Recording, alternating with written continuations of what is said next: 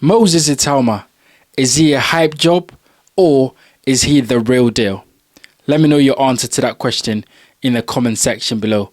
I'll let you know my answer at the end of this video. Moses Itauma gets the victory against Mike Balogun in a devastating knockout in round 2. Now, before the Mike Balogun fight and after the Mike Balogun fight, Moses Itauma has been getting a lot of attention. Now, there's so much comparison between Moses Itauma and Mike Tyson. For some reason, you know, the fights against the likes of Martin Bakole, even Anthony Joshua, even Daniel Dubois, you know, has been talked about Moses Itauma and what he can do in the heavyweight division. And I think, you know, it's only fair because a guy like Moses Itauma, who's coming up in the heavyweight division and is knocking everyone out, he's fast, he hits hard, you know, he's young, and it's getting a lot of attention, and that's absolutely fine. But I'm sitting here looking at it and thinking, let's pump the brakes a little bit. And I get it, right? I've had a number of conversations with a few people that are saying, look, if he's ready, he's ready. He's 20. We can see that he's got the heart to be in the ring. We can see that he's got the tenacity. So if he's ready, he's ready. And I agree with that. But I think we need to pump the brakes a little bit because this is the heavyweight division. We've seen this happen so many times where a prospect who has been, you know, hype type, who has been given a lot of praise, have faced an experienced fighter and things haven't gone the way you would want them to go. So, look, Moses Itauma is done so well. I think he needs to continue what he's doing, but I don't think he needs to be fast-tracked. I don't think that he needs to take fights that he does not need to take right now in his career.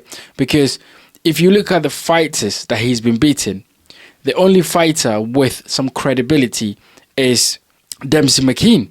And Dempsey McKean, you know, is not a world beater. If anything, Dempsey McKean is probably European level or maybe British level, right? So Moses Itauma has still got a lot of work to do. He's got to step up. I mean, you've got the likes of Fabio Wardley, you've got Fraser Clark, you've got, you know, even a guy like Dillian White, who could be a gatekeeper for Moses Itauma. You know, you've got Joe Joyce still hanging about. So there are a number of fights at the British level that he could take before looking at the likes of Anthony Joshua or Daniel Dubois or even Alexander Usyk. I've seen some people talk about Moses Itauma can fight Alexander Usyk. Even Tyson Fury, I've seen a lot of people talk about Moses Itauma can get in there and bash Tyson Fury out. I feel like we need to pump the brakes, as I said, guys. He's a young fighter and he's got a bright future ahead of him. But he needs to take the right fights and he needs to fight the right people to get the right experience. Because I tell you guys, if he gets in there with a fighter that is much more experienced than him, he's going to find out the hard way. And we've seen this happen so many times. David Price is a prime example where everyone was talking about David Price. Everyone was hyping David Price up. Everyone was giving David Price his due, absolutely, his due respect, because he was winning some fights, right? But the whole thing is that he needs to be stepped up at the right way. And we saw what Alexander Povetkin did with David Price. And after that devastating knockout, David Price was never the same. And I hate to see that happen to Moses Itauma because he needs the right fight. He needs to be built out correctly. Don't put him there with Daniel Dubois right now. Don't put him there with Anthony Joshua.